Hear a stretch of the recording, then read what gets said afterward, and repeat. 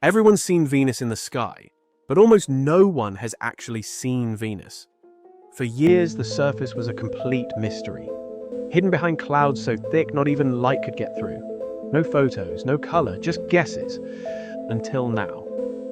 What you're about to see are the real images of Venus. Photos taken from the ground, scans from orbit, and shots captured by spacecraft not even designed to look at it.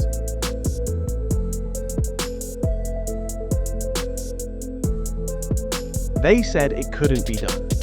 And to be fair, they were mostly right. In the 1970s and 80s, Venus was the ultimate proving ground for any spacecraft that claimed it could survive anywhere. Because this wasn't Mars, where rovers can casually explore for years. Venus was the real deal, a hellscape so brutal that sending a machine there felt more like throwing it into a furnace and hoping to hear a scream before the line went dead. But the Soviets tried anyway. Between 1961 and 1984, the Soviet Union launched more than a dozen probes toward Venus. Most failed. A few burned up in the atmosphere. Some missed the planet entirely. But in 1975, something incredible happened. Venera 9 touched down. It didn't just survive for a few seconds, it lasted approximately 50 minutes before succumbing to Venus's extreme heat and pressure. And in that window, it sent back what no one had ever seen before. The first image from the surface of any planet other than Earth. It wasn't pretty. The photo was black and white, grainy. The frame was warped, and the camera, tilted slightly, pointed toward a mess of flat rocks that looked more like a construction site than an alien world. But the gravity of it, no pun intended, was undeniable. This was not a CGI render. It wasn't a radar scan or an artist's guess. These were real stones on a real alien world, beamed back from 38 million kilometers away. Days later, Venera 10 did it again, landing just 2,200 kilometers from Venera 9.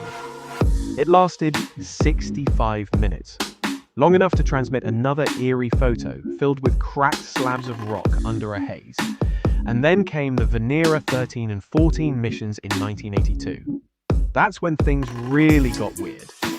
Venera 13 didn't just take photos, it brought color. It captured sound. It even drilled into the surface and analyzed the soil. And when its image came back, it shocked the world. The sky looked like something out of a nightmare. A deep sulfur yellow tone, probably tinted by sulfur dioxide and volcanic gases.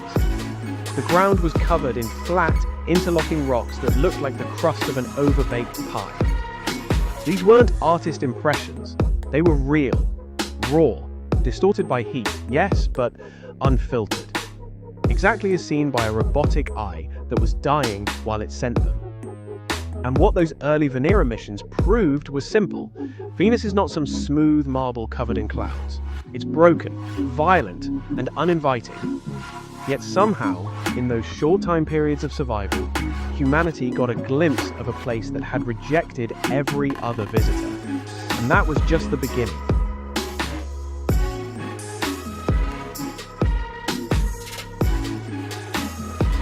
You can't just point a camera at Venus and hope for a clear picture. That's not how it works. The planet is wrapped in clouds so thick, so toxic, and so reflective that visible light doesn't stand a chance. It's not fog. It's more like trying to see through a blanket soaked in acid.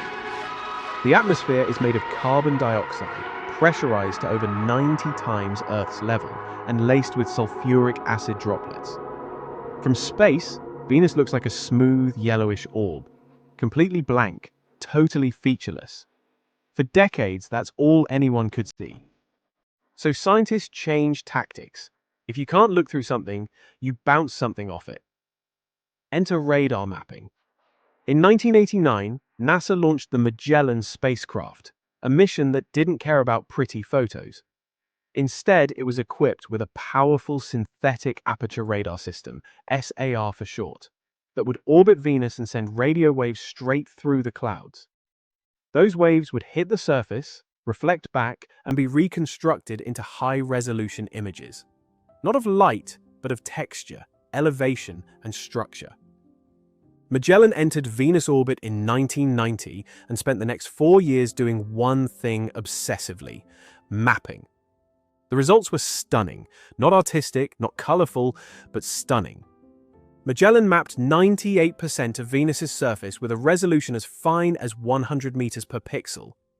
It revealed massive shield volcanoes larger than anything on Earth, endless lava plains, more like a dried-up ocean of molten rock than anything geological, miles-wide pancake domes, fractured terrain that looked like a planet trying to tear itself apart, and highland regions like Ishtar Terra and Aphrodite Terra, towering as much as 11 kilometers above the lowlands. This was not a twin of Earth. This was a planet frozen in geologic chaos. Some areas were smoother than expected. Others were completely shattered. Some slopes reflected radar more strongly, indicating rougher material or different compositions. But the biggest shock was how young it looked. Based on crater counts, scientists realized the surface was probably no more than 300 to 500 million years old. That's recent, which suggested something wild. At some point, Venus might have resurfaced itself, melted everything down and started fresh. Magellan didn't just send back data, it built a 3D world. Later, scientists used Magellan's radar to generate false-color topographic maps. They lit it with simulated sunlight, added digital elevation, and made the first 3D visualizations of Venus's surface. Even if we couldn't see it with our eyes, we could now walk through it virtually, fly over valleys, stand atop mountains, trace the fractures of a shattered plain. The irony? Magellan wasn't even supposed to last that long. It kept going, mapping, repeating orbits, refining scans, until finally, it was deliberately crashed into the planet in 1994, a fiery end, but one that sealed its legacy as the first mission to truly reveal Venus. And what it showed us was this: underneath the clouds, Venus isn't smooth or boring. It's scarred, shaped by eruptions, crushed by its own pressure. It's an alien landscape that looks like Earth after something went very, very wrong. But here's the thing. That radar map, it was just the beginning, because scientists didn't stop at orbit. They started bouncing signals off Venus from Earth itself, and the results were even more surprising.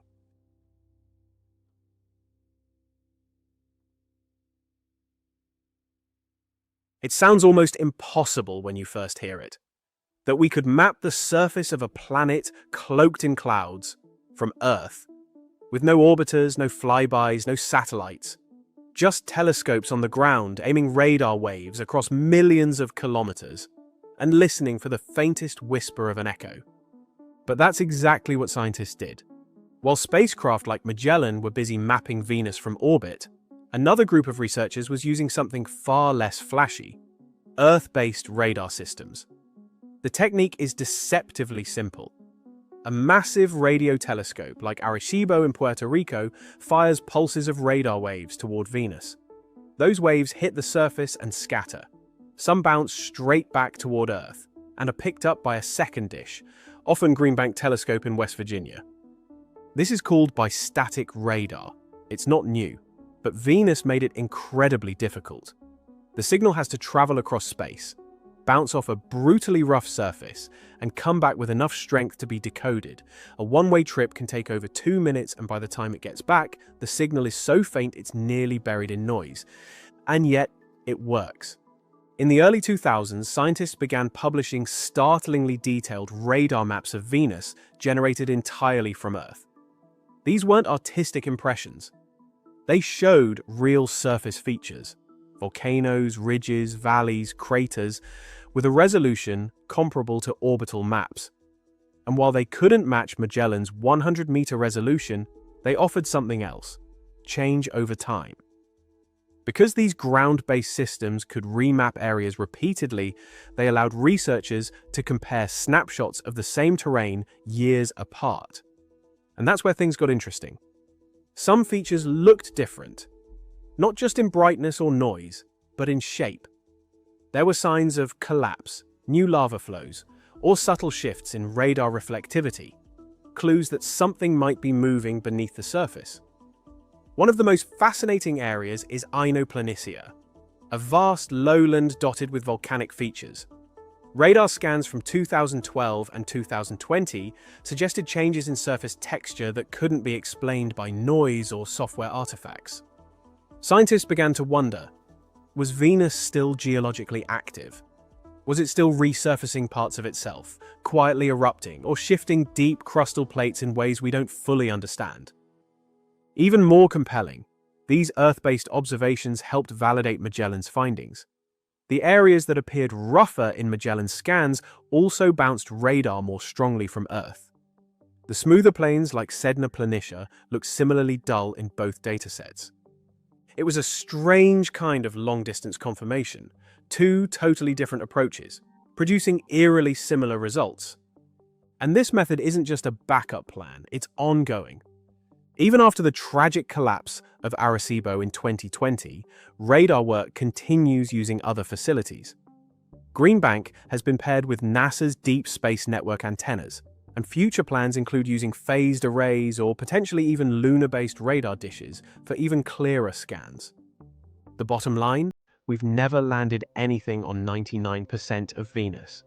We've never taken a photograph there, and yet we've mapped it, tracked it, and even spotted possible signs of movement, all from a planet 38 million kilometers away, hidden under clouds using nothing but bouncing radio waves. It's proof that sometimes, to really see a place, you don't need to get close. You just need to know how to listen to the echo.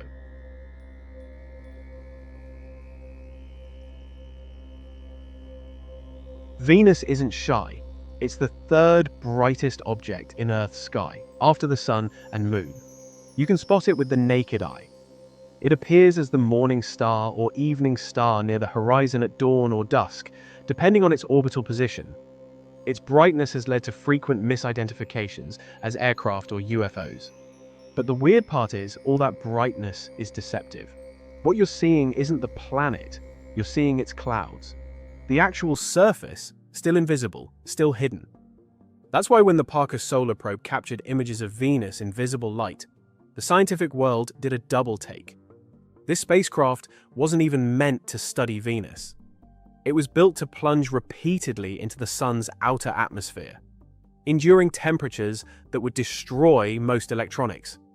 But to get there, it had to use Venus for gravitational assists, 7 flybys in total. During one of those early passes in 2020, NASA engineers decided to try something almost ridiculous. They pointed the probe's WISPR camera, short for Wide Field Imager for Solar Probe, at Venus. And against all expectations, it worked. The images that came back weren't high-res, they weren't postcard-worthy, but they showed something we'd never seen before. Parts of the actual Venusian surface, glowing faintly in visible light. Not radar, not infrared, actual photons bouncing off the terrain and hitting a digital sensor. How? The key was timing and position. The probe flew close to the night side of Venus, where the temperature contrast between the hot surface and the cold upper atmosphere creates just enough of a glow to be seen. It's not reflected sunlight. It's thermal emission. Faint light radiated by the rocks themselves, in a narrow band of near-infrared and visible spectrum. What we saw was real geology. Ridges, plains, and highlands like Aphrodite Terra, emerging through the haze like ghostly shadows. The bright regions were likely hotter or composed of different materials, while the darker areas hinted at cooler or smoother plains. These differences could be tied to elevation, composition, or even ongoing volcanic activity. It was the first time we'd ever seen Venus like this, with visible light showing a real-world surface feature, without needing radar. But that's not all. The WISPR camera also picked up a faint atmospheric glow, a halo of light coming from oxygen atoms high above the planet.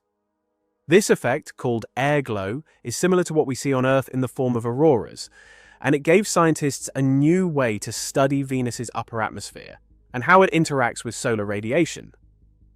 What makes this moment so bizarre is the fact that it was never supposed to happen.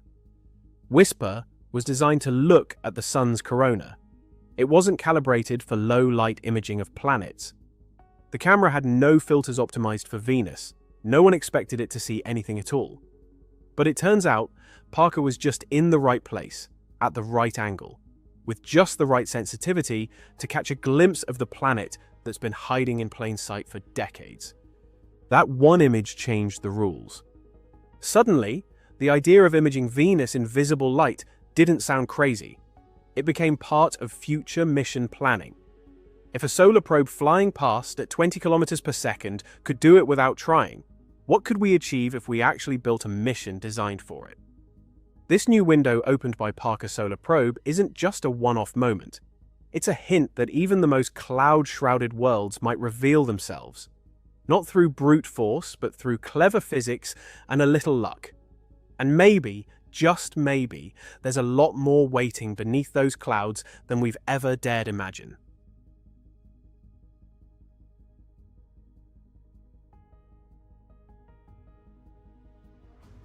In 2023, researchers digging back through old Magellan radar data found something strange.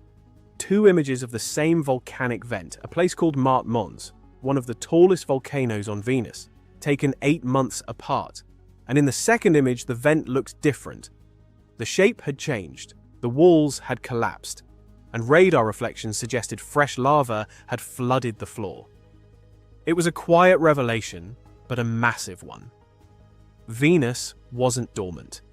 It was still active.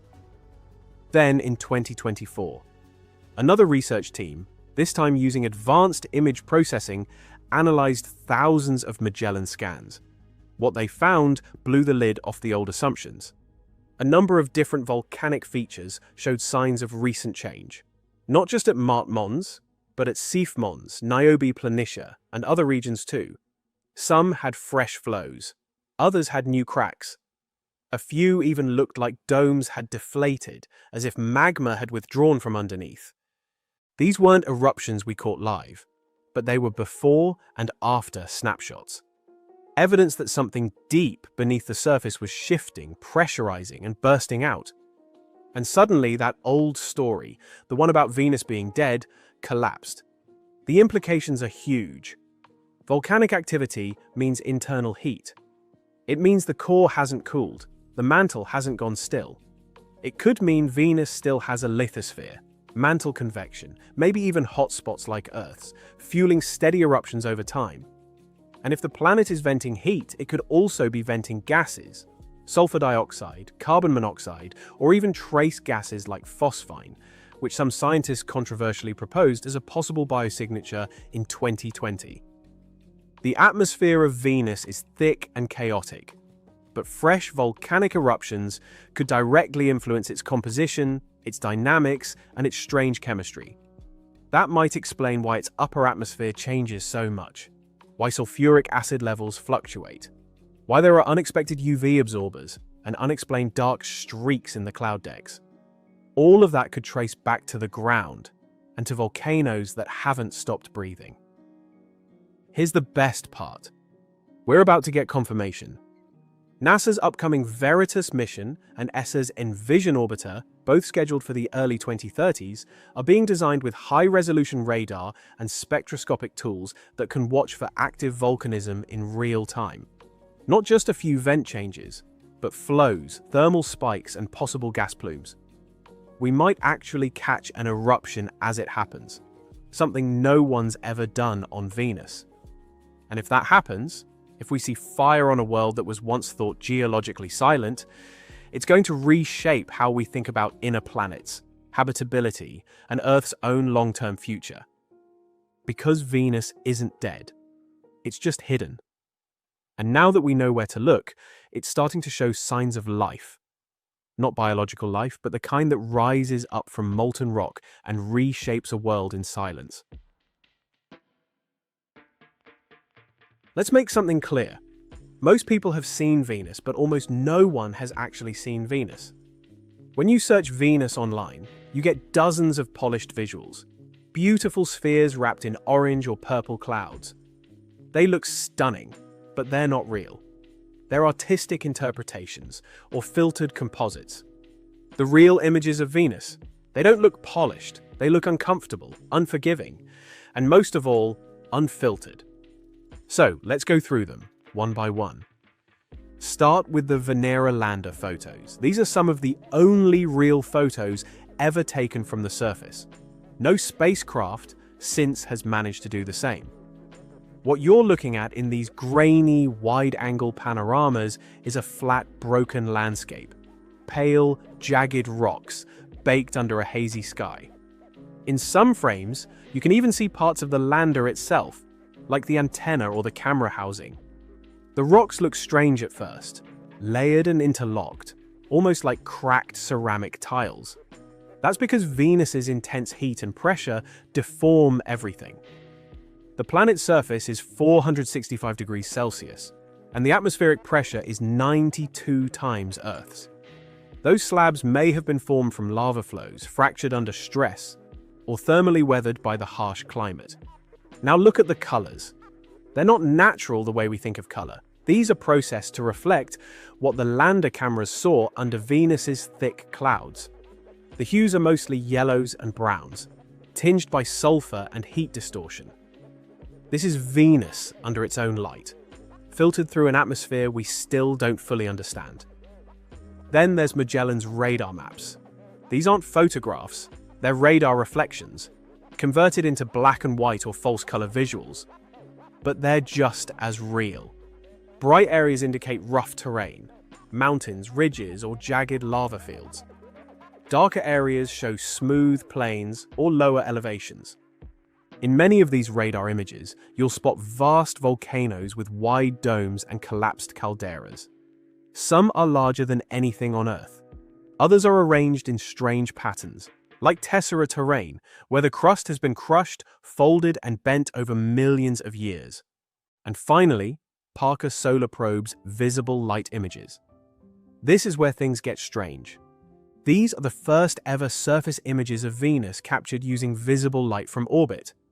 They show a faint, almost ghostly outline of the surface, glowing through the night-side haze. You'll notice a soft glow. Regions like Aphrodite Terra appear as slightly brighter patches. It's not sunlight reflecting, it's the planet itself, radiating heat, seen in a part of the light spectrum most cameras ignore.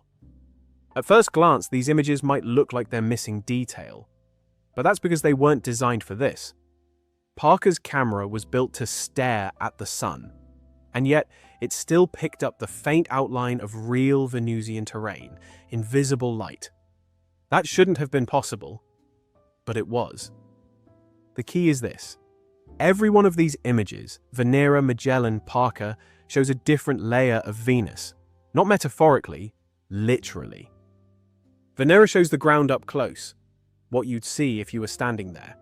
Magellan shows the topography, the layout of the land across the whole planet. And Parker shows the in-between, the glow of a world still hot, still changing, and still visible in ways we hadn't realized. None of these images are beautiful in the traditional sense. They're not made to impress. They're made to reveal. And that's what makes them so powerful. You're not looking at a digital render, you're not looking at a filtered approximation, you're looking at Venus as it actually is, in all its alien, hostile, violently active detail. And the more we look, the more we find.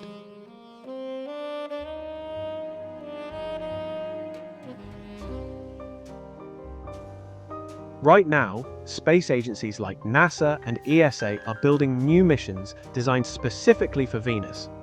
NASA's Veritas will use radar to detect surface changes smaller than a meter. ESA's Envision will look deep into the crust for signs of tectonic activity. Da Vinci Plus will enter the atmosphere directly, measuring its chemical makeup during descent. These missions won't just fly by. They'll spend time studying Venus closely, trying to answer important questions about climate, volcanoes, habitability, and why Earth and Venus, so similar in size and location,